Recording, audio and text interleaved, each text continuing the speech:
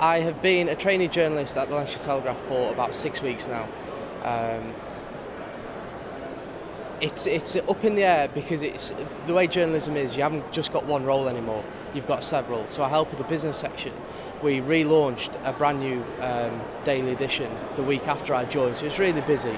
But you've got to learn all aspects of the job. I had a front page story 6 days after I started that I found off my own back. It was a Freedom of Information request.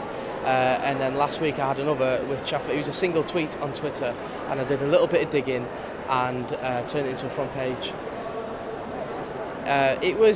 The first one was about dangerous dogs being dumped on the streets of Blackburn. It had gone through the roof. I asked, how many had been dumped, and it turns out they were being trained to fight, and then because the owners couldn't handle them anymore, they were just being left on the streets. The second one was idiots going onto the motorway drunk in the middle of the night and using the emergency phones to ask for a lift home. The highlight of being at UCLan studying journalism for me was the weekly newspaper we have to produce in year 3.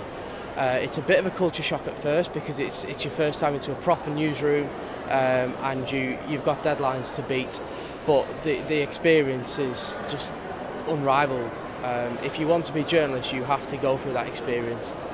The stories you come up with have to be original, they have to be off campus, so you've got to build up your contacts list, you've got to know how to speak to people, you've got to find the stories. It made UCLan's course the best for me. My advice to anybody thinking about going into journalism would be to go out and do journalism.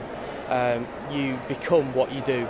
You can learn about it until the cows come home, and you need to learn about it, but unless you actually go out and do it, you're not going to be a journalist. You need to go out and get stories, work experience, and work hard in news to become a reporter.